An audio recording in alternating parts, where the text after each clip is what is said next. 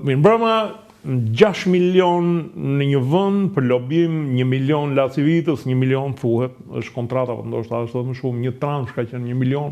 1 milion në Londër, 8 milion dollar, për të nxjerrë 8 milion dollar duhet bësh të paktën një 24 milion xhiro me një fitim 30%, po është shumë të lartë në fitimit.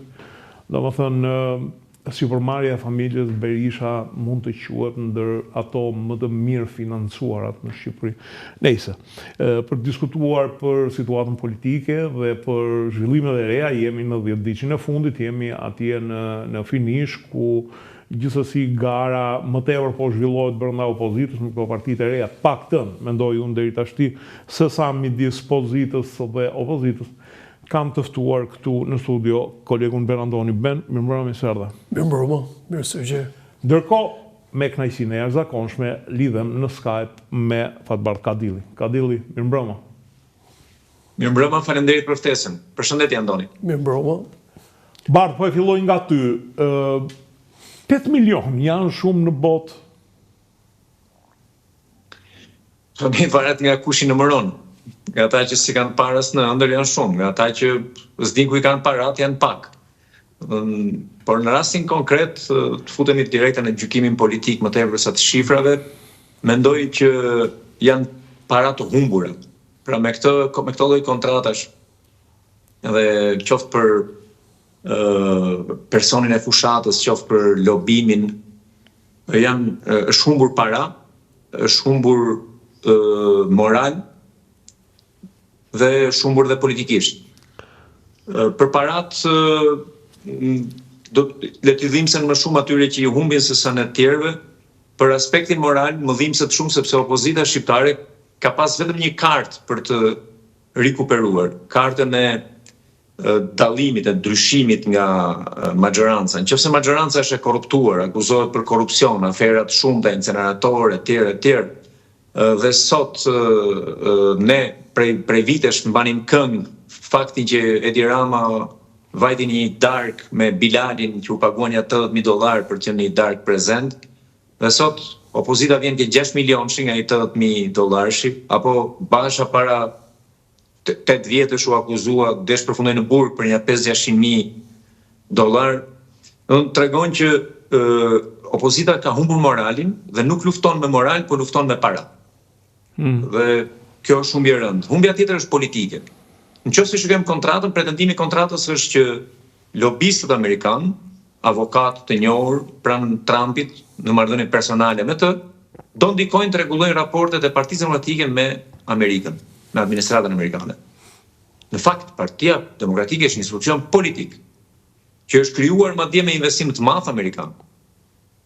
Nëse nuk është e zonja politikisht i rregulloj këto raporte, duhet korrigjoj politikën, jo të zbrazi xhepat për të bler në një dekorat apo në një fotografi apo në një deklarat të dalë nga kontekstet për të krijuar idenë se ka raport politik. Raportet me Amerikën apo me çdo administratë tjetër, me çdo institucion tjetër politik janë raporte politike.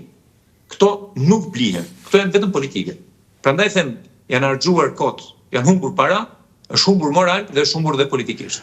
Bardhi, kemi një lloj, domethënë një lloj kthimi të dallgës mbrapa.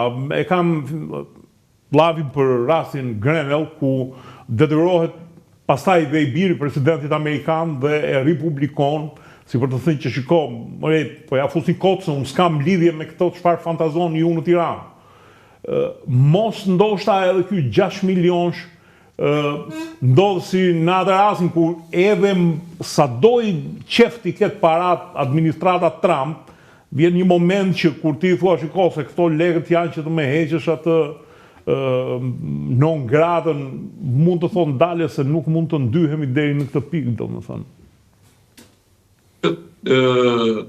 Rasti konkret i Grenell është rasti se si ne shqiptarët harojmë që bota nuk vërtitet rreth nesh, rreth ngjarjeve tona të vogla, dhe kur futesh në kontakte në sallonet e politikës, në sallonet e botës, nuk mund të hysh me çizme me balt.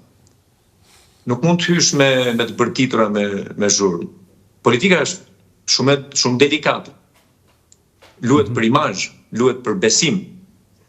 Kështu që çdo sjellje e vrazhd, e pa civilizuar, kokfort, mburavece, keqkuptuese, abuzuese, këtë kthehet në të kundërt. Sot për fat keq shoh që Partia Demokratike gëzon që ambasada amerikane poston disa fotografi nga një ceremoni ditëlindje e zonjës parë Melania Trump, dhe aty ndodhet dhe mes të tjerëve në një nga ato fotot ndodhet dhe Civitas, Krista Civitas. Çfarë vlerë ka kjo për Partinë Demokratike? Më kujton atë kohën e adoleshencës kur kishin ca shok që binin rëndshëm në dashuri me një vajzë, nuk guxonin as t'i afroheshin, po interpretonin shenjat, shikosi më pash, shikosi më buzëqeshi, ajo mbasi ishte fejuar dikundi tjetër. Kjo lloj adoleshence mendore është shumë për të ardhur keq, nuk e di, është për të qarë, nuk është për të qeshur, po është tamam një adoleshencë mendore. Të interpretosh shenja dhe të futesh në atë mënyrë në si thua në oborin e politikës amerikane, apo në sallonet e politikës amerikane ku vërtitet Grenell apo dhe familja Trump. Është ajo gënjesa më vjen mirë, domethënë. O zot bie ëndër. Beni, si e peti gjithë këtë, e dëmton kjo pagesë Partinë Demokratike apo shqiptarët në përgjithësi ndaj skandaleve nuk është shumë të ndjeshëm? Kjo që më ka bërë çudi është që në Partinë Demokratike ka pasur gati një enfazë. Ajo që është thënë vazhdimisht. Që ju morën 6 milion euro? Po, kjo është paradoks. Janë të kënaqur? Po, e dini pse? Zoti Ila, besoj ju e keni hasur në intervistat që bëni që një pjesë eksponentëve të Partisë Demokratike, të paktën pa i përmendur me emra, se ndoshta nuk është etike, na kanë shprehur shqetësimin që fushata e tyre në diasporë do bëhesh me lekët e tyre, me kontributet e tyre, dhe me misit që kishin. Dhe ky moment e faze është o moment falsiteti, dhe falsiteti kur shkon në faza groteske, tregon një lloj budalliku. Dhe dyta, që më shqetëson është një gjë që del përtej nesh, dhe këtu bashkohem me zotin Kadilli, në sensin jo thjesht të Shqipërisë që ne mendojmë që është qendra e botës, por të Shqipërisë që vazhdon të ketë një model si Shtetet e Bashkuara të Amerikës. Më vjen keq që ne nuk shkojmë në demokraci më të qëna, demokraci më të konsoliduara dhe me demokraci kanonike. Tani ajo që është thënë për Ramën, për Bashën dhe tani u zbuluar për zotin Berisha, tregon realisht që ne vazhdojmë të ndjekim me model të gabuar. Ndërkohë që Mbretëria e Bashkuar ashtu dhe është një shtet i cili ka vendosur historikisht për fatet tona. Shqipëria është kjo sepse ata vendosën për këtë. Dhe ju e dini Shqipëria quhet Shqipëria londineze në ndërmjet historianëve. Dhe ti nuk e dëgjon në Londër çfarëdo qeverie që të ketë, qoftë konservatore, qoftë laboriste që të shkojnë në këto lloj, të themi, paradoksesh. Prandaj dhe këto regjistrat e ndryshëm të emisarëve amerikanë kanë shkaktuar një lloj hilariteti. Dhe hilariteti në pjesën tonë nuk është hilaritet, është budallëk. Si hilariteti për shembull është në Europë që shikojnë sjelljet e Shteteve të Bashkuara, kanë marrë masat. Ju keni parë tani çfarë masash po merr gjithë bota kundër tarifave. Po ti shikon mënyrën se si reagojnë në Shqipëri dhe gjithë sensi nuk është për të përfunduar finishin. Finishi akoma është larg, por enfazën që arritën të çojnë këtë sasi parash marramendse drejt një burimi që ti sot nuk e di do kenë ndonjë fund të lumtur apo jo. Dhe kjo është tragjedia më e madhe, sepse me çfarë shikoj, më vjen keq ta them, po administrata amerikane tashme i ka të gjitha mekanizmat që edhe të tilla lobime ti pranoj, të paktën nga shkrimet e kolegëve tuaj që kanë aksese shumë më të mëdha se ne, po thuhet që një sër lobistësh po e shfrytëzojnë me sytë e mbyllur të administratës amerikane, me dashje, për të fituar para, për të bërë para. Po të fitosh para me Shqipërinë, me Ahitin dhe me vende tjera që ishin nga të listë. Republika Dominikane, një vend të mërë varfër, por edhe ata kishin paguar nga $50.000, ndërkohë që një parti e një vendi të varfër paguan $250.000, shifër, është turpëruse, unë e di që këtu qarkullon shumë lekëzi, po. Por, kjo në ka sjellë diçka tjetër për atë sistemin e drejtësisë që ne e mbajmë akoma. Dallga e parë që përplaset në digën e drejtësisë që në mendimin tim nuk u bë asnjëherë digë është ILDKP-ja. Dhe më vjen çudi që ILDKP-ja nuk ka vendosur pikat mbi të paktën për disa pasuri të tilla. Ky lek informal nuk mund të shkojë kështu.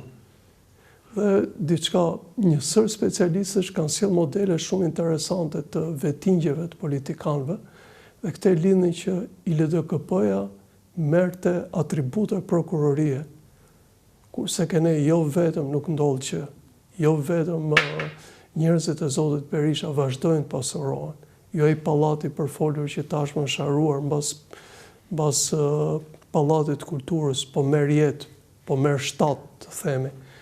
Jo vetëm njerëzit e Partisë Demokratike ka shumë nuk trënden, por duket që sfida atyre është pafund thjesht për imazhin e Zotit Berisha.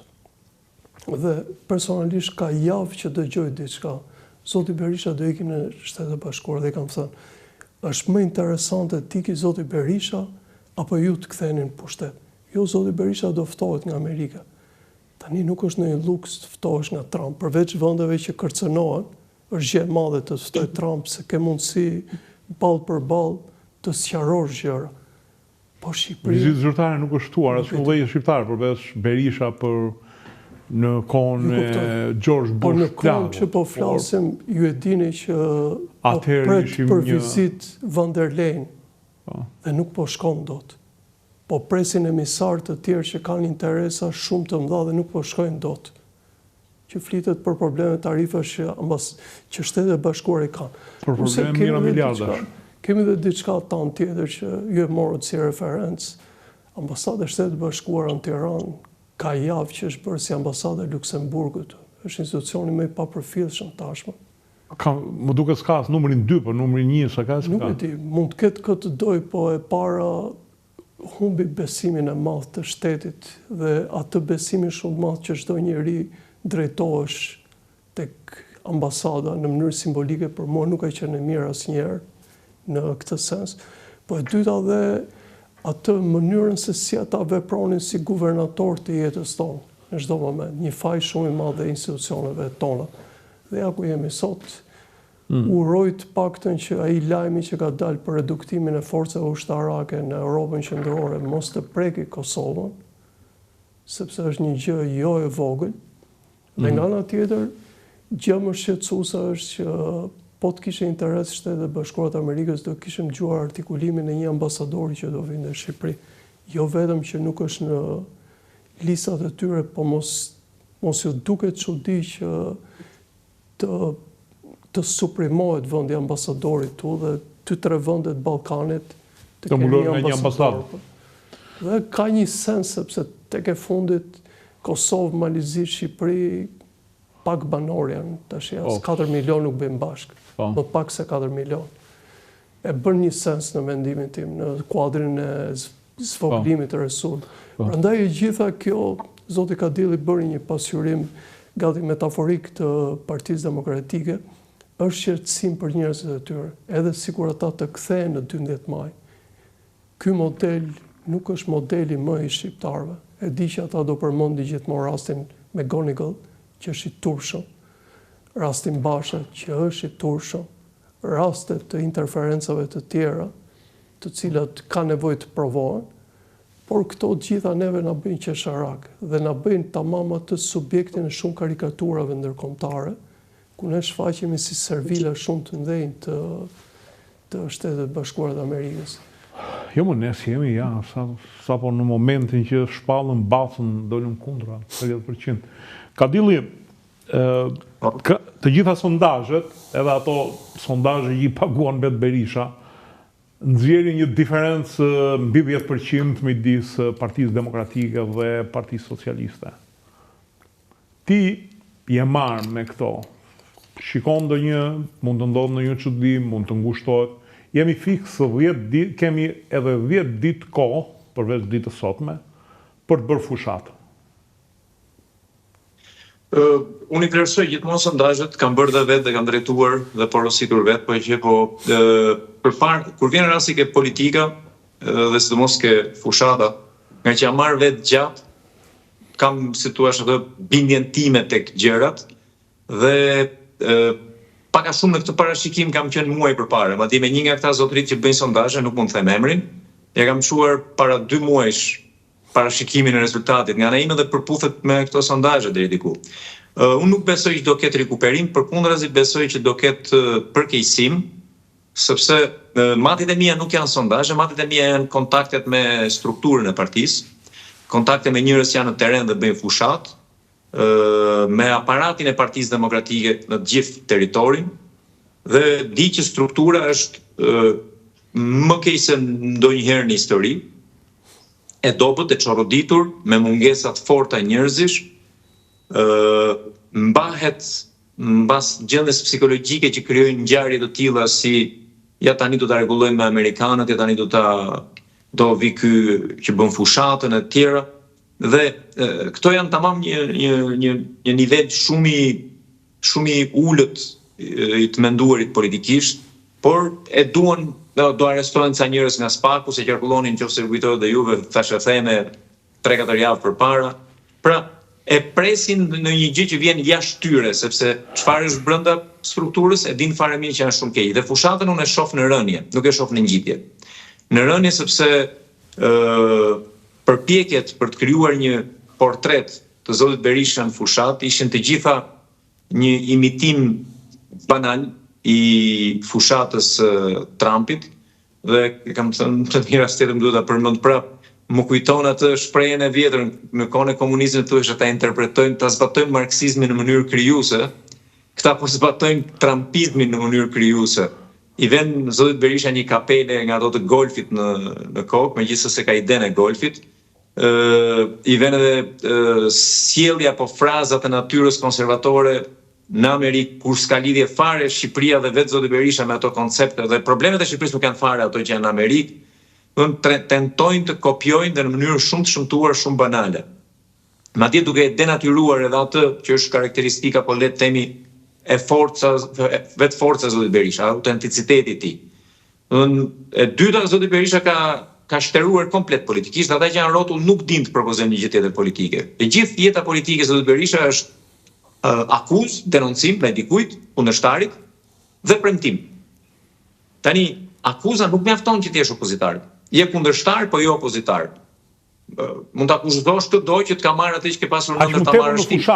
Akuzat i ke bërë, 4 vjet që ke bërë akuza. Aq më tepër. Dhe tjetra premtimet, është jo, premtime të ecish me thesin e mbushur me premtime, si ti jesh ai babagjyshi i Krishtlindjeve. Nuk e beson njëri në 18 vjeçë. Kadilli, nuk e dija e ke parë një meme, ishte diku këndej nga Shqipëria e mesme, dhe njëri i thot, domethënë, s'po falemi, do ta bëjmë edhe të premte në pushim, tha, edhe xhuma, duhet falemi, tha, nuk mund t'y lëm. Domethënë, ka një improvizim të tmerrshëm, ti nuk mund të dalësh të rrezosh edhe se po tjetë për improvizim me Edi Rama, te improvizimet e ka mendjen, se si punon mendja për gjë tjetër.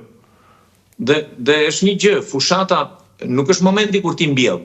Fushata është momenti kur ti kor atë që ke mbjell në 4 vjet. Për 4 vjetërisht, Partia Demokratike i dhuroi shqiptarëve një shfaqje të shëmtuar të krizës vet morale, të krizës vet politike, të krizës vet të identitetit dhe arsyeve pse ekziston një forcë politike. Asnjë nga demokratët nuk pranon të dëgjoj pyetjen pse ram nga pushteti në 2013, pse kemi dështuar në të gjitha këto zgjedhje me radhë. Të gjithë mendojnë që çdo gjë ka ardhur nga jashtyre, çdo gjë ata vetë kanë bërë mirë. Ky është një problem shumë i madh. Nuk mund të vish me të njëjtët njerëz të 2013-s. Shiko, përballja e kësaj radhe e 2025-s është e njëjta përballje që ka filluar në 2009. Në zoti Berisha dhe zoti Rama. Edhe në ato 2 raste kur si maskot shfaqej zoti Basha, përsëri hija e Partisë Demokratike ishte zoti Berisha. pra përballja Berisha-Rama vazhdon prej 2009-s dhe në të pesta zgjedhjet Partia Socialiste ka fituar përballë Partisë Demokratike.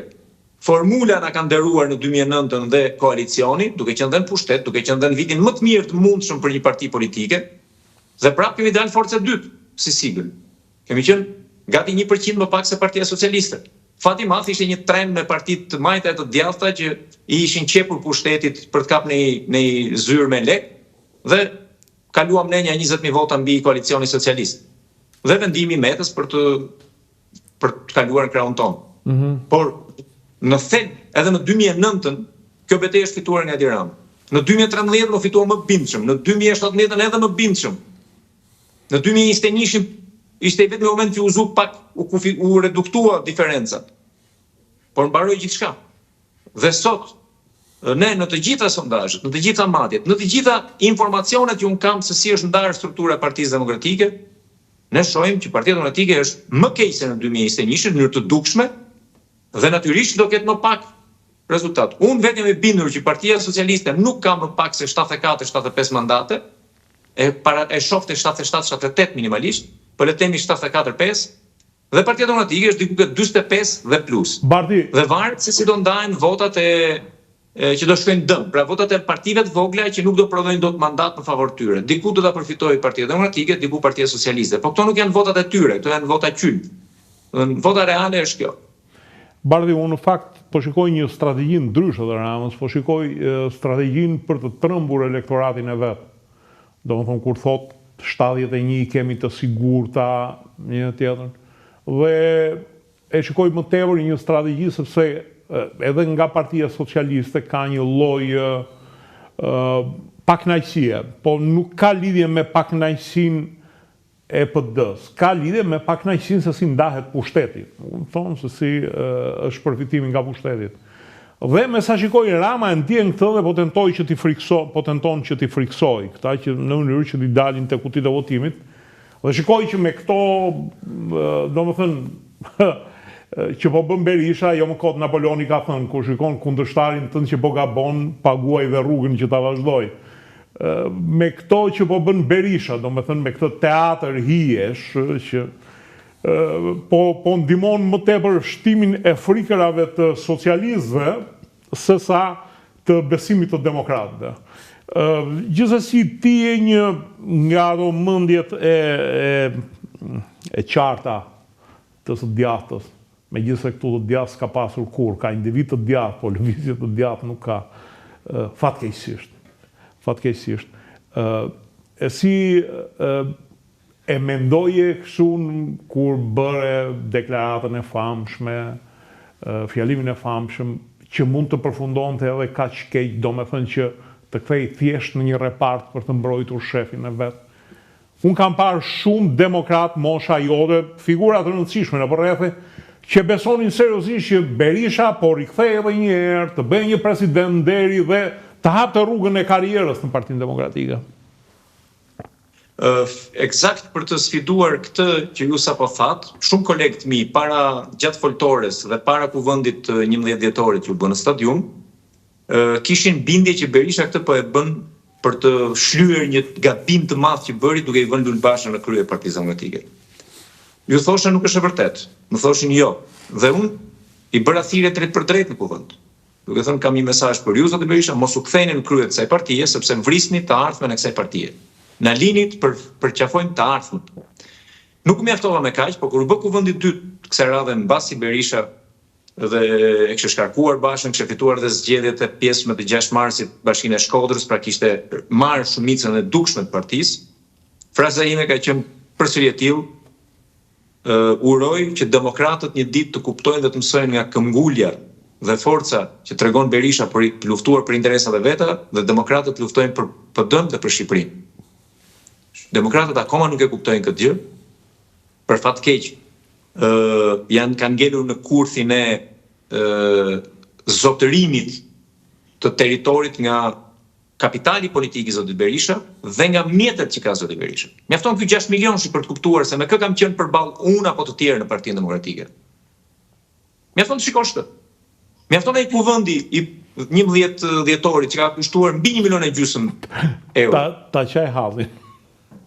Dhe unë e kam parashikuar të tillë dhe kujtoj, unë hapin e parë kam hedhur në 27 prill të vitit 2021, kur doli kryetari i KQS-s dhe tha nuk ndryshon me rezultati, çfarëdo që të numërohen votat mbetura për të numëruar, kam thënë, ka ardhur fundi një projekti politik, kemi nevojë për një projekt të ri politik. Të bëjmë një parti ndryshe nga ajo e Bashës dhe Berishës. Sepse ata kanë qenë bashkë, janë një njëjti model edhe kur ndahen edhe kur pajtohen.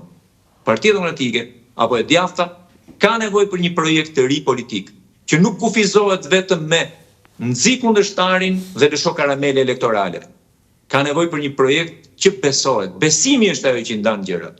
Besohesh apo nuk besohesh në atë që thua. Ke thënë të vërtetën apo e ke lëpir atë që ke përshtyr dhe ke përshtyr prapë dhe ke lëpir prapë. Ky është problem i korrodimit, i kryerjes fort morale që ka ndodhur Partisë Demokratike.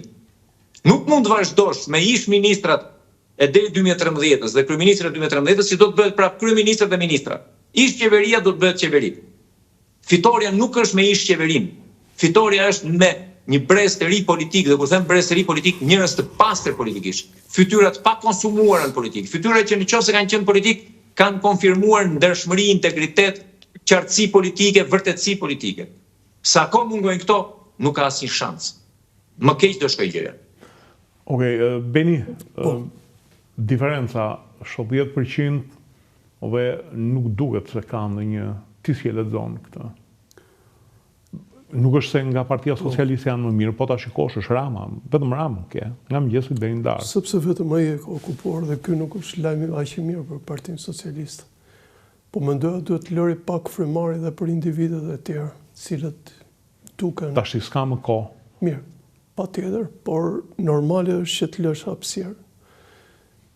Nuk është e largët dita që fatin e Partisë Demokratike do e ketë edhe Partia Socialiste, po urojmë që mos ta ketë aq të dhimbshëm, sepse është plagë që do i mbajë Shqipëria në kurisë. Partia Socialiste, Partia Demokratike tregojnë që mbie toka, sipas mënyrës tyre.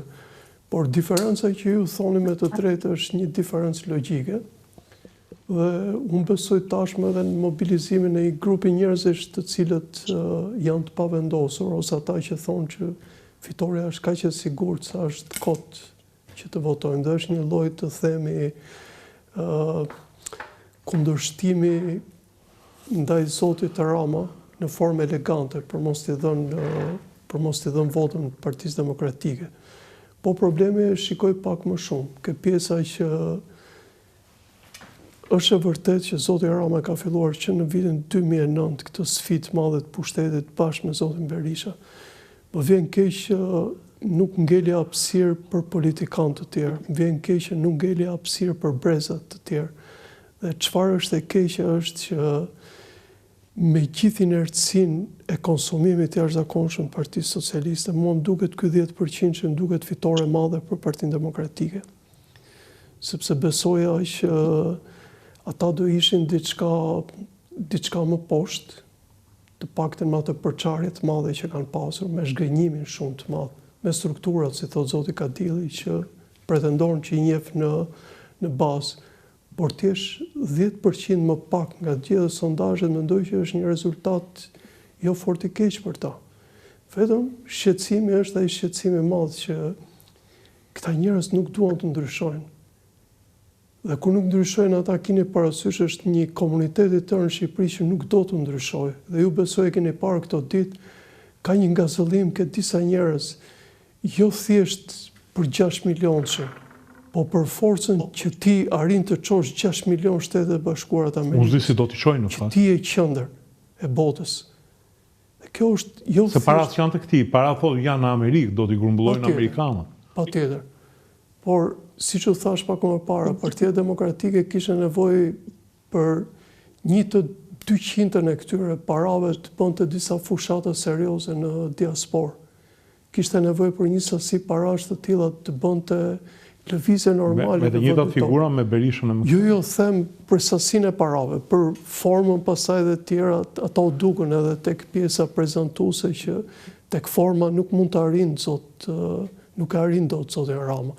të paktën bënin diçka ke përmbajtja. Ke përmbajtja ju e dini, boshti është zoti Berisha dhe përmbajtja e listave të mbyllura. Ajo është ADN-ja e Partisë Demokratike, ajo është që i mban larg njerëzit, ajo është që i mban larg ndryshimin e vërtet, dhe ne çfarëdo që themi, më akoma më ka ngelur në kokë të paktën retorika pa përgjigje, retorika është pa përgjigje, por retorika pa përgjigje në terë e Zotit Kadilli dhe Zotit Mark Marku, që flisnin dhe ata jo thjesht i përqeshnin, po thjesht ata nuk kuptonin se dhe është të vjen më mirë ajo fjala që është në Bibël, fali se nuk din ç'bëjnë. Realisht fali se nuk din ç'bëjnë. Dhe është një problem shumë i madh që unë vetë kam ndër Partia Demokratike duhet filloj fillimisht të krijoj mendsinë. Dhe mendësia krijohet me njerëz që t'u tregojnë njerë ç'është e djathta. Kanë mësuar, ju e dini, edhe të fundit që ka ke Partia Demokratike e di shumë mirë. E djathtë thotë është shtet, është familje, është fe, është konservatorizëm. E të shikon sy do më thënë që i di. Dhe nuk i shpjegon dot që e djathta në çdo vend ka substancë tjetër. Dhe ti duhet të rregosh nga ka ardhur e djathta shqiptare. E djathta e këtyre nuk është e djathta, këta në më komunistë se komunistët që se kanë turp, thonë, ore ne jemi formuar në 8 nëntor të 1141. Dhe prap janë më të djathtë se këta. Kur bora unë zi dhe balta zufin. Po, dhe është shqetësuese tonë për, është sërish shqetësuese them për atë që do vijoj në ditët e tjera. Pse? Shikoj nuk ka reagim në Shqipëri, nuk shikoj një mendje të kthjellët edhe ke njerëzit që janë afër Partisë Demokratike. Thonë, po, ne duhet kemi një kredo morale. Konservatorizmi mbi këtë mbahet, me vlera morale. Dhe këtu të vjen kokë për shembull ato përballje që ka bërë Thatcher me njerëzit e vet. Që në çdo moment jo, mirë, po them për habitatin, të lutem. Beno, jemi duke folur për... Po i them për habitatin britanik, nuk po them Thatcher me... Një perandori genetike, jo... Jo improvizuar. Pikërisht, ajo u tregonte habitatit vet, politikan që ngacmonin deri ditën e fundit që je vajza e një shitësit thjesht, ajo tregonte djathtën. Kurse ne nuk tregojmë të djathtën. Por në fund ajo ja unëziu jetën, lagjet dhe të pasurve futi në ndërtesat popullore, në shtëpitë popullore. Mirë. Do më thënë, interesante bota. Shiko, nuk kuptojmë falë edhe këtë pjesën e sondazheve këne, këtë pjesë përqindje dhe më duket interesante kjo që thotë zoti Kadilli që nuk shef asnjë nga partitë në që ta kaloj pragun, që do të sfidë shumë e madhe, sepse këne nuk ka konsistencë në politikë. Unë për shumë do doja që këto parti në qoftë se afrohen pragut, tash të fillojnë betejën se Partia Demokratike në qoftë se humb të zgjedhje, se Partia Socialiste do të tranden nga brenda. Dhe besoj është momenti që këto të formojnë një lloj filozofie të re dhe tjera, po jo të na identifikohen prap me one man show. Bardi, ti e mendon një Big Bang të Partisë Demokratike nëse humb zgjedhjet, gjasat janë që ka për t'i humbur, se nuk po bëjmë kështu të jemi politikisht korrekt nëse humb zgjedhjet. Nuk ka ndonjë tregues që fiton zgjedhjet. Mund të ketë një Big Bang apo do shohim prapa të rutinën Berisha që thet na i vodhën një miku im nga Europa po na thotë që ja do luftojmë. Në çdo rast që Berisha ka humbur, kjo ka qenë përgjigja. Edhe në 91-shin, edhe në 97-ën, edhe në 2001-shin, edhe në 2017-ën, e me radhë deri në ndjekje mandatesh madje. Pra, raporti tim me humbjen është raporti i mospranimit të realitetit. Ai e di fare mirë që është pakic në Shqipëri, dhe kjo është vendosur që në 94 me referendumin, që nga ai moment Berisha është në pakic në Shqipëri. Por me zotësitë e tija, shkatësitë e tija në lojrat e intrigat e politikës dhe me mjetet e siguruara nga pushteti, dhe mbi të gjitha me lavdinë e njeriut që ishte në flamurmbajtësi i ndryshimeve të 90-s, dhe njerëzit janë nostalgjik, njerëzit fiksohen mbas emrave. Me këto tre elemente Berisha ja doli në fillim të kontrolloj Partinë Demokratike, ta zotrojë atë dhe pastaj të zotrojë opozitën. Është përsëri në të njëjtën garë. Premtimet elektorale dhe mbi të gjitha këto premtimet si ai që edhe të premten do ta bëjmë ditën e xumat, do bëjmë pushim, do të thënë që të falen të gjithë, të dielën kristianët, të shtunën e brendë, të premten myslimanët. Këto lloj premtimesh janë për të mbajtur me gajret dhe për të mbajtur afër çdo centimetër të opozitës. Por çdo lloj pakënaqësie. Madje një zonjë doli atje tha, nuk duhet ndjekim me Tiranën se ai shef nga Perëndimi. Kur Partia Demokratike ka lindur si partia që shite nga Perëndimi. Po Berisha nuk shqetësohet nga kjo gjë.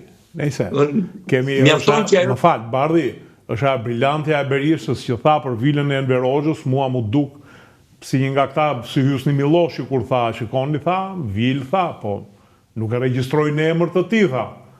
Aty mendoja që ky do të kapi ndonjë mbeturim nga Partia Komuniste që nuk gjen akoma. Domethënë ka një dëshirë që të thotë çdo gjë që askush nga ata që janë në kundërshtim me Ramën të mos kërkoj përgjigje tjetër. Të thotë e gjeta përgjigjen ke Berisha. Pra ai do të zotrojë opozitën.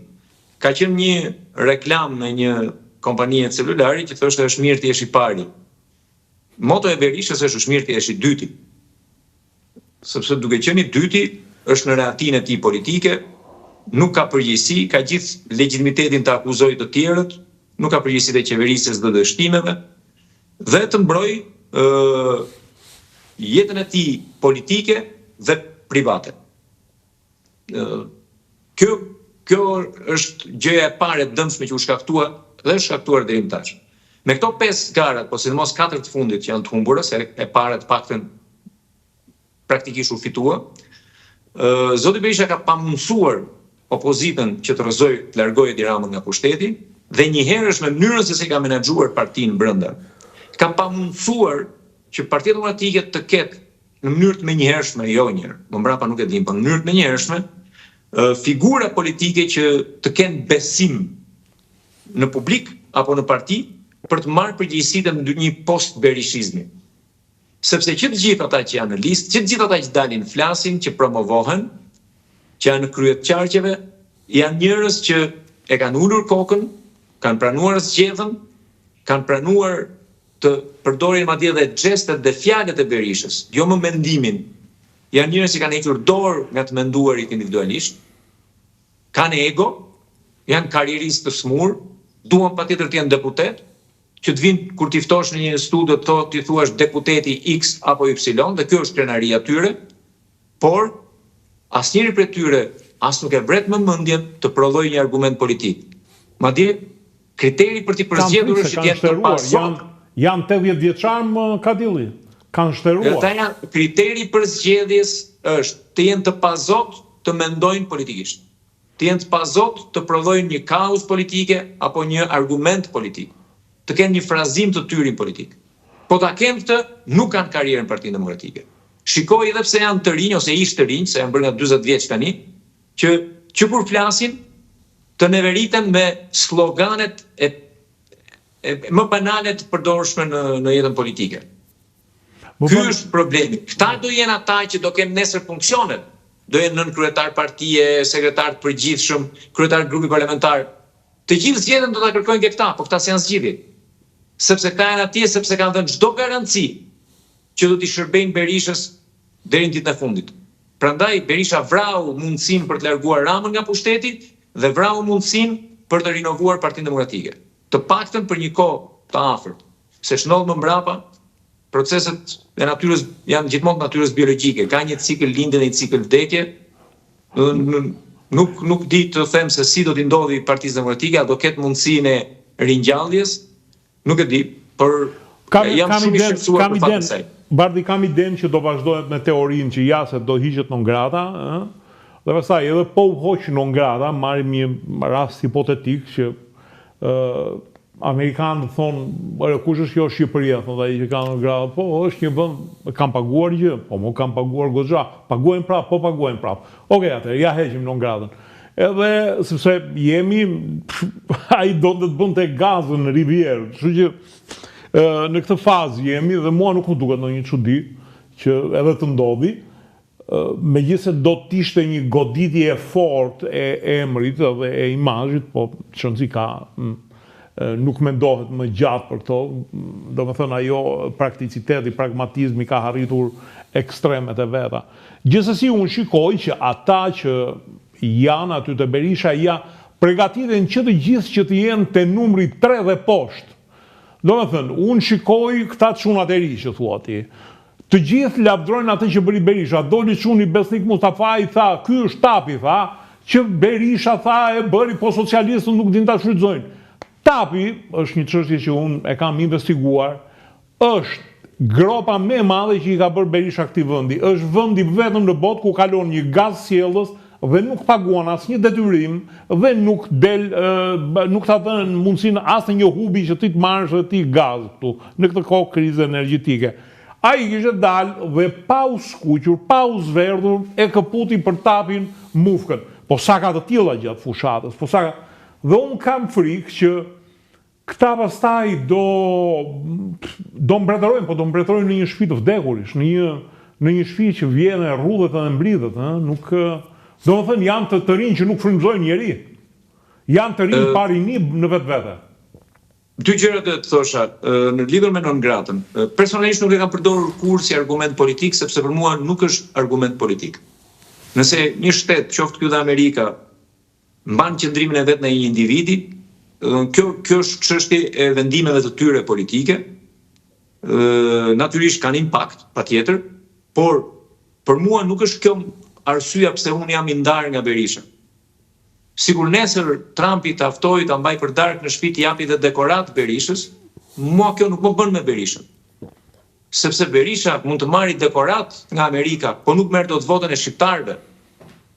Berisha mund të gjejë zgjidhje për hallin e tij në Amerikë, po nuk i gjen dot zgjidhje shqiptarëve sepse ka shtëruar politikisht. Ky është problemi im me Berishën. Nuk është problemi a është non grata ose është non grata. S'ka qenë asnjëherë. Në gjithë luftën e brendshme me Partinë Demokratike nuk e kam përdorur kurrë, sepse nuk është ky argumenti pse ne ndahemi. Argumenti pse ne ndahemi është kultura politike, është modeli politik, qasja politike që ai ka. Është një qasje që ka shtëruar, ka pasur ditë të veta të mira ose më shumë të mira se të këqija, kjo ka mbaruar. Mbas 34 vjetësh nuk ka çfarë i thot në politikës. Edhe Enver Hoxha mbas 74-s nuk ishte çfarë thoshte më, po prapë mbretroi edhe 16 vjet tjera, Por për të zezën tonë. Dhe Berisha për të zezën e demokratëve mund të vazhdoj. E dyta, nëse ne po prandaj po them në 19-ën. Ai mbretron, sepse kush mbretron te Ramizi? Ramizi ishte regjent aty. Nëse ne e shohim Partinë Demokratike sot, ajo nuk është më Partia Demokratike që ka pas një bashkëtesë midis Berishës dhe fanatizmit me Berishën, militantizmit gati të smur, dhe pjesës tjetër që vinte me ide, me ambicie, me profile, me përfaqësime, me shtresa, rrymash të ndryshme. Këto kanë bashkëtuar si një martesë të sforcuar me njëra tjetrën në Partinë Demokratike. Gjithmonë ka dominuar, se thua, palca ka qenë berishizmi, por Berisha vetë kur ka pas nevojë ka bërë kompromise me pjesën tjetër. Kur nuk ka pas nevojë ka përzënë. Sot nuk ka më brenda asaj partie zëra që të jenë të respektuar dhe në funksionë, se kështu zëra jam edhe unë, brenda partisë jam. Por çfarë vlere ka kjo për partinë?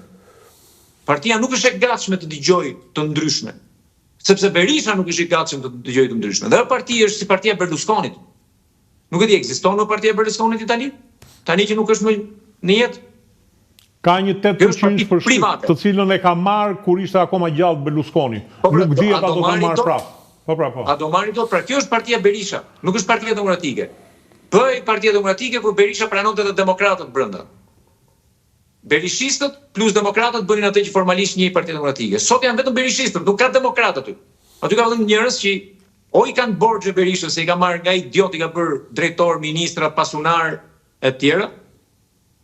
Ose di ka skeletet e tyre zyrtar, ose janë njerëz ai të dëshpëruar që thonë po shkojmë këtu se këtu mbase del në një gjë. Njërin 100 vjet fluturon dhe i patë pjekur thuhet. Më qartë. Ky grup është kot, pa lidhje me politikën dhe Partinë Demokratike. Ben, kemi parti të reja. Të thonë gjë, duket sikur janë në përqindje që edhe mund të marrin ndonjë deputet në Tiranë. Thonë, Megjithëse janë brenda marzhit të gabimit që të gjitha. Për shembull, një sondazh dje që isha pjesë e panelit edhe unë, i nxirrte deri në 6%, po marzhi i gabimit ishte 4%. Unë besoj që nuk do ndodhi diçka më shumë se ajo që ndodhi zotit Spahiu, ku mobilizimi ka qenë shumë i madh dhe ka qenë gati në një krah, sepse edhe fuqia e tij ishte e tillë e kësaj force, sa që sfumonte gjithçka tjetër. Kishte energji të re dhe në duke, në formë dhe në mënyrën se si ata artikulonin, shqiptarët kujtuan se u krijua poli tret me ta. Por paradoksi ishte që ata nuk u futën. Dhe unë besoj që duhet shumë e vështirë për to, deri në momentin që ato nuk arritën të bënin dot një koalicion përbashkët, humbën momentin më të madh historik që të paktën të kishin një përfaqësim të tyre, të mbanin grehinat e tyre, e shikoj shumë të vështirë. E shikoj shumë të vështirë se çfarëdo që ndodhi, Rama me Berishën janë ata gjatarët e vjetër që në ato sinoret e tyre nuk besoj se do lënë të tjerë. Dhe i kanë dhe ekspertët shumë të mirë të votimeve për t'i shmangur. Dhe finishi është i vështirë. Dhe finishin duket që Rama me Berishën din ta bëjnë më mirë se sa këto partitë e vogla, që më shqetëson një fakt. Ka një vetkënaqësi që cila është e pamotivuar. Janë të hetur për pushtet dhe nuk janë të hetur për një logjikë racionale. Pse? Një logjikë racionale të bën që ti deri në momentin kur do shpallen ato, ti je i hetur për rezultatin. Ata nuk janë të hetur për rezultatin. Ata i quajnë të mirë qenë rezultatin. Dhe kjo tregon o vëzhgim jo të mirë, o faktin që ne dim gjithë që shumica e njerëzve që merren me politikë në Shqipëri nuk e njohin realitetin. Nuk e njohin realitetin politik, po mbi gjitha nuk njohin Shqipërinë. Derisa zoti Kadilli shpjegon me kujdes strukturën e Partisë Demokratike, kur ata nuk njohin Partinë Demokratike që kanë themeluar vetë, që kanë krijuar vetë, që kanë mbajtur vetë, llogaritë si mund ta çojnë përpara këto parti. Megjithatë është shenjë mirë. Është shenjë mirë që ka alternativa të reja. Nuk është shenjë mirë. Alternativa nuk shoh ndonjë alternativë, shoh nuk është shenjë emra të rinj, po jo alternativa. Nuk është shenjë mirë për shembull ajo që bëri në një rast pash këtë kreun e Shqipëria bëhet zotin Lapaj, që ul dhe në pikën e asaj që shqiptarët nuk e duan, të lidhjes politikës me populizmin, që tash gjithmonë më shumë po bëhet anakronik, ai ul dhe vendosi firmën që unë nuk bashkëpunoj me Ramën. Po është e pamundur që ty të jepet mundësia dhe mos bashkëpunosh me Ramën. Nëse do jetë puna për qeverisur. Ashtu si zoti Sheh nga ana tjetër që ofendohet me regjistër shtëpie nga zonja Topalli dhe të tjerë që etiketojnë armike kështu.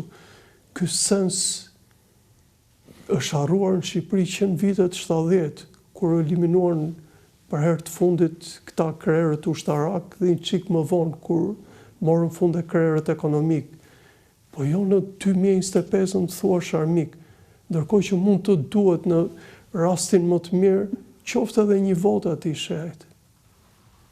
E nuk e di. Në këtë sens po them që ato do jenë zhgënjim i madh, o do jenë ajo gjë që shqiptarët mund të shpresojnë që ka filluar diçka që mund të ndryshohet, por individët që na u paraqiten nuk e kishin staturën e nevojshme.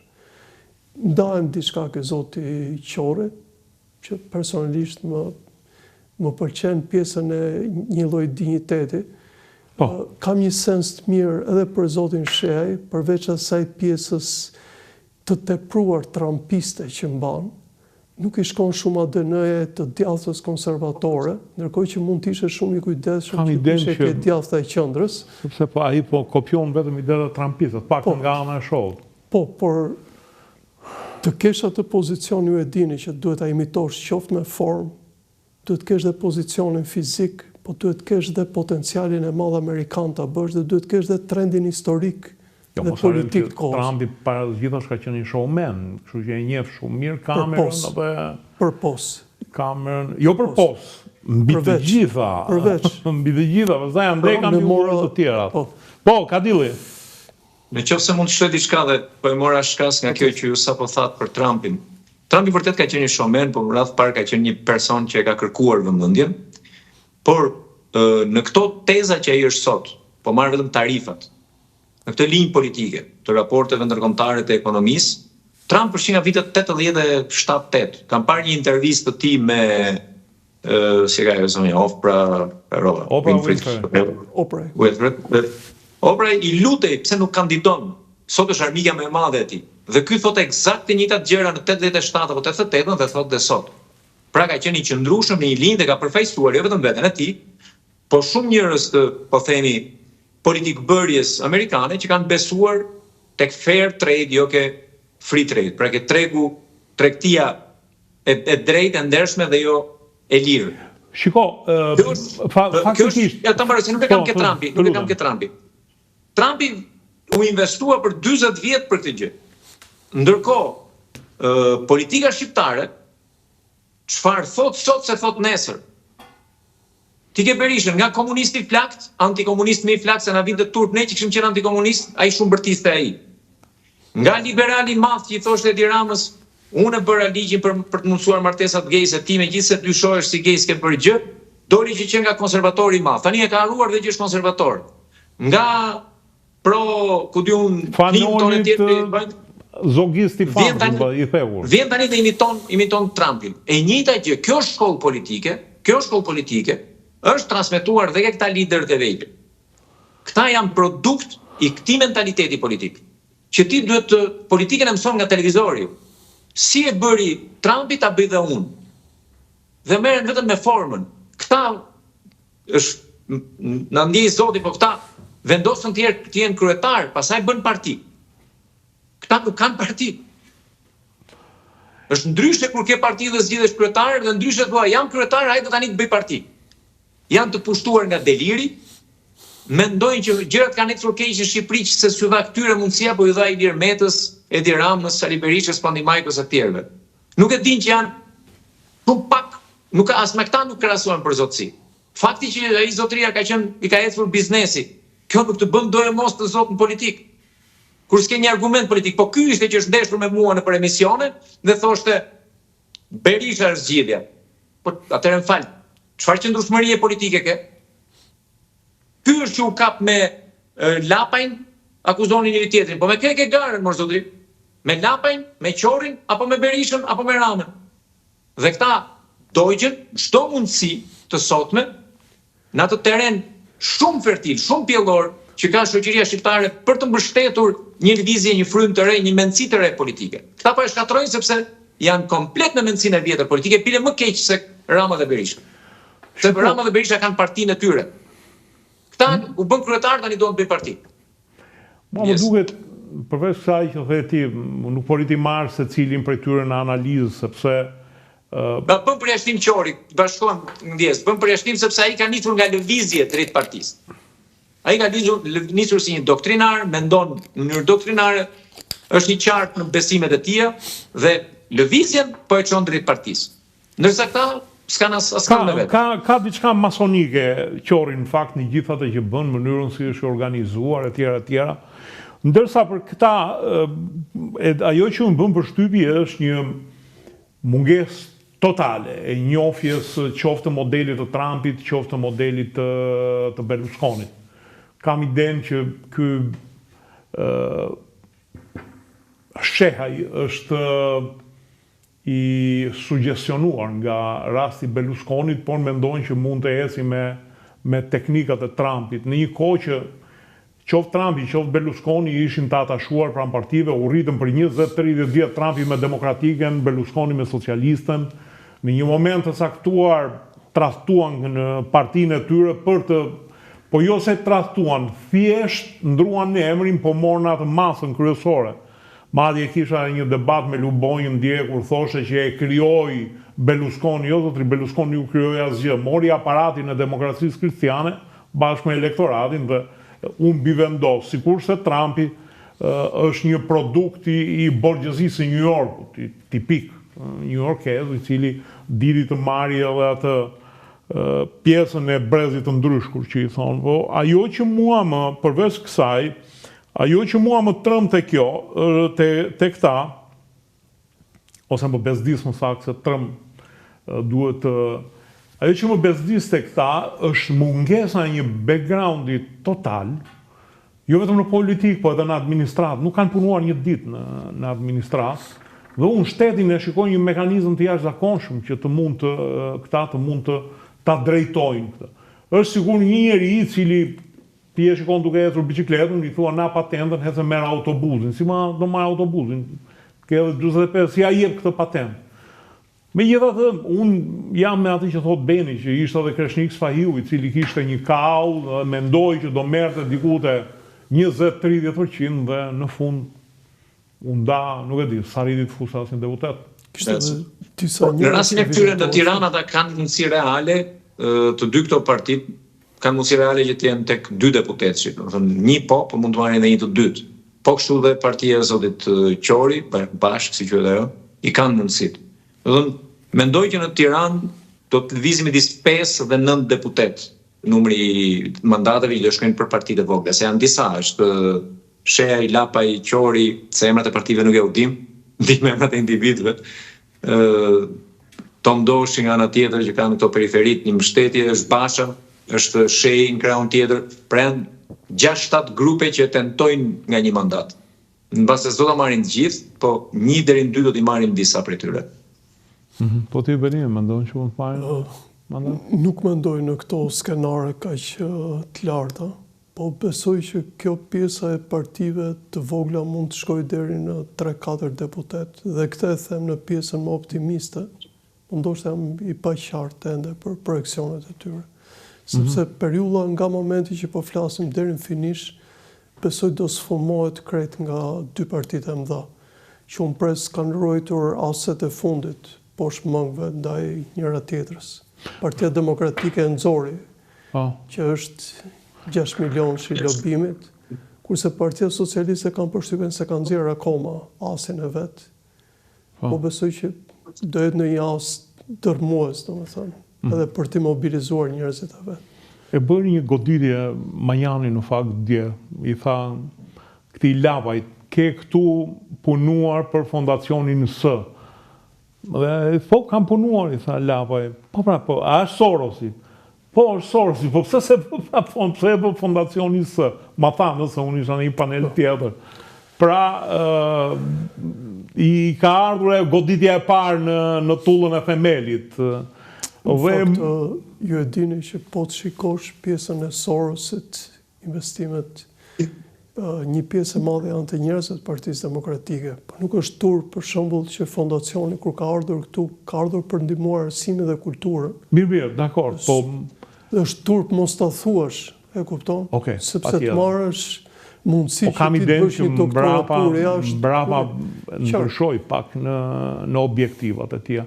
Unë jam nga ata që s'ka marrë asnjë projekt nga Fondacioni Soros, madje por nuk e kam parë asnjëherë si demon.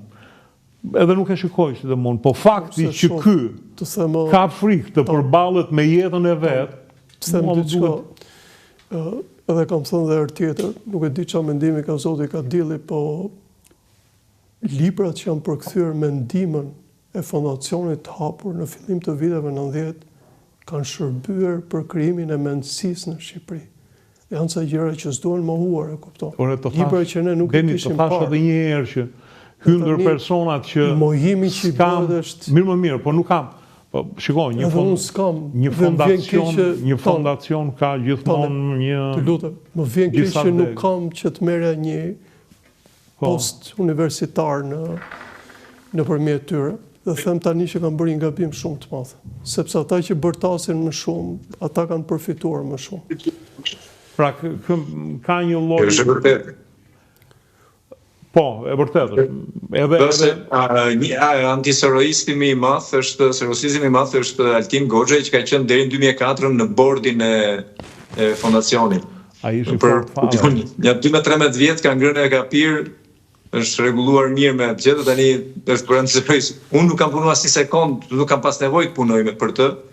Natyrisht e vlerësoj kontributin, sidomos në investimin në dijen, informacione, në arsim, në kulturë, pavarësisht se ka qenë qartësi me një linjë që quhet liberale, pra e kraut majt, po në vitet që ai erdhi, ajo që i majt ai shumë moderne, sa dhe Partia Socialiste i duke e djathtë çfarë bënte Soros, flas në vitet 90.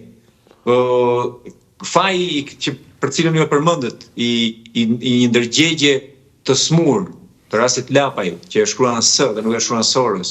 Ndërkohë që Donald Trump, që e ka shpallur veten si kundërshtari ideologjik i Soros, ka sekretar të thesarit, ka ish drejtor të rëndësishëm të fondeve të Soros. Bota nuk mund të shihet shumë bardhëzi dhe njerëzit nuk mund ta blejnë të shkuarën e tyre. Përkundrazi duhet ta përdorin për mirë atë që kanë mësuar kudo që kanë punuar. Këta janë njerëz me komplekse, janë njerëz me deformime të mëdha psikologjike. Puna është që Trumpi e ka dhe aksioner të kulla. Trump, gjithsesi, kur pyes miqtë e mi në Amerika, ka qenë anti-sorosizmi një flamur i Trumpit, më thonë se kemi dëgjuar ndonjëherë, domethënë. Absolutisht, për fjalë, nuk bëhet fjalë. Vetëm në Shqipëri ekziston kjo gallat, edhe në Europë, sa të më duket një e krijuar nga disa mitomana, nuk di si t'ju vë emrin se çfarë po bën Sorosi e tjera. Kam idenë që Sorosi për Shqipërinë nuk ka ndonjë mendim të veçantë. Sorosi, Aleksi është tjetër punë pastaj, por duke ardhur te këto partitë vogla, mua më kujtohet që kanë qenë dy parti me më tepër konsistencë, ajo e Lëvizja që bëri Gjergj Bojaxhiu, i cili gjithsesi të thoshte diçka, kishte mbaruar studimet në Amerikë, punua në disa institucione shtetërore, ose për shembull Ben Blushi, i cili ishte një kuadër tipik i së majtës, i marrë nga gazetaria, i trajnuar prefekt, ministër, kryetar grupi parlamentar, bëri një parti dhe nuk arriti të merrte votat, domethënë pa një aleancë. Gjë që e njeh shumë mirë Drizi, për shembull, që shkon tak shitja e detit, më dale se e çam, s'ka gjë, aty te deti rrim të gjithë. Mor po është Beleri, s'ka problem. Të futemi deputet pa rregullojmë me Belerin. Dhe kam fjalën që edhe kur këta dy personazhe nuk arritën të futen, ndoshta frustrimi i njerëzve mund të arrijë deri aty sa t'ju japi një mandat deputeti, nuk e di ç'të them. Po edhe Partia Demokratike të shkojë te 17, më duket një çudi e madhe. Në Tiranë ka gjithmonë, Jo, 17 nuk bëhet fjalë. Për mua Partia Demokratike nuk e kalon 12-ën, po ky është gjykimi im sot, domethënë. Dhe Tirana është çike vështirë të matet, pasi ka shtrirje shumë të madhe. Nuk e kalon 12-ën, edhe nëse kalon do të jetë vetëm një mandat, maksimumi 2. Por ajo që unë shoh në të gjithë mënyrën se si modelohet aksioni politik i atyre që kuturisin të regjistrojnë parti, të shpeshherë përdoret edhe termi ka hapur parti, si me hap dyqan. Nuk është vullnet individi, nuk është asnjë vullnet i disa individëve, të zemblidhemi ne 3 dhe 3 tjerë si ne, nuk bëhet partia se duam ne. Partia vjen kur ka një moment kur shoqëria pret një gjë të re dhe një grup njerëzish i fillojnë i japin përgjigje se çfarë duan njerëz, çfarë do shoqëria. Këta njerëz nuk fillojnë të mendojnë çfarë përgjigje do të japin, nuk fillojnë të rrajnë mendimet, nuk fillojnë të profilizohen, të përkufizojnë veten e tyre dhe pastaj të bashkohen dhe mbase kryejnë një parti. Këta njerëz bëjnë partin, mbasi kanë ndarë mendjen që unë jam kryetari. Dhe prandaj nuk kanë më një të dytë mas shpirtit. Dhe disa e mirë është fryma për ta sot. Fakti që në sondazhe dalin me 4-5%, po kë kanë kandidat tjetër përveç vetes? Kë kanë nën kryetar partie, sekretar të përgjithshëm, ku dëgjon një shef marrëdhëniesh me jashtë? Janë vetëm. Janë si njeriu orkestër. Ai filmi që i binte të gjitha veglave bashkë ai vet. Këta e bëjnë gjithçka vetëm sepse janë delirant, ti i themi me emrin e tyre. Nuk e kuptojnë fare politikën amator. Fati i ka sjellë që kanë hyrë në skenën politike, fati i ka sjellë që skena politike është shkretëtirë dhe ka nevojë për emra të rinj, për profile të reja. Njëri harxhon parat e veta për të bërë i famshëm, tjetri ka kapur kopion Kreshnis Fajiun, se me të ka qenë kandidat 2013-ën, s'është lojtar i ri në politikë. Ky Lapaj. Është shef i madh politike. është Po ai qefima. ka dëshirë të jetë në lojë. Po mi ke qef tipa ai zoti ta vështon du të luaj futboll. Mundësisht ishte ajo klasiko, që quhet Madridi me Barcelonë. Po s'kam takat për atë punë, s'kam pas as talent për atë punë. Ore, di këta se kush jam? Ore, kanë shkruajtur tani një artikull, kanë pat në një mendim ta. Jo. Atëherë për çfarë duhen këta në politikë? Në fakt, Kush bën poza më të bukura 1-2-3 ka qenë ajo loja kur e bënin gocat e lagjes. në fakt zoti Në ka tak stop dilli, kamera. ka diçka Sorry, tjetër. falë se isha shumë i ashpër, po vërtet më iritojnë. Në fakt ka diçka zoti ka dilli që as zoti Berisha dhe as zoti Rama nuk kanë asnjë testament politik të themi, ku ti mund të gjykosh për cilësinë e mendimeve të tyre dhe mendsinë politike që ka. Dhe nuk mund të presim prej këtyre para sepse është forma e të bërit politike, ne. Për dyta është dhe formimi i njerëzve që mendojnë të futen në politikë dhe mua më vjen keq për politologët e shumë dhe institucionet që nuk e bëjnë çështje këtë. Nuk mund të jenë njerëz të cilët nuk paraqisin asgjë, nuk kanë një dokument të tyre, nuk kanë një libër realisht që të shprehin pikpamjet e tyre si e mendojnë Shqipërinë. Llogaritë për të majtën, akoma libri më i mirë për ne është ajo që ka thënë Sami Frashëri, gati 140 vjet shkuar, 145 vjet shkuar. Nuk e nga të majtët diçka tjetër to, ose nga e djallë të kesh realisht një shikim për Shqipërinë ndryshe, Shqipërinë mbi pronën, Shqipërinë për një mendim ndryshe, ose Shqipërinë për të bërë shtet, atë që ne nuk e kemi, se na akoma nuk kemi element shtet formimi që na mungojnë. Prandaj më vjen keq domethënë dhe ndoshta në 12 maj do na japin dot në mundësi tani që të flasim prap. Patjetër, të shkënaqësi. Qef të kesh të vish. Po. Kadilli, të falenderoj shumë. Shumë faleminderit të dyve. Edhe do lutesha që të jesh një çik më aktiv këto ditët e fundit edhe pastaj ditët e pas zgjedhjeve, sepse atëherë me tërmend duhet një analizë për të parë rezultatin, cili do që të jetë ai. Të falenderoj që ishe me mua sot. Shumë faleminderit juve. Ben, faleminderit nga ana jote. Faleminderit shumë. Faleminderit dhe juve që na ndoqët. Natën e mirë.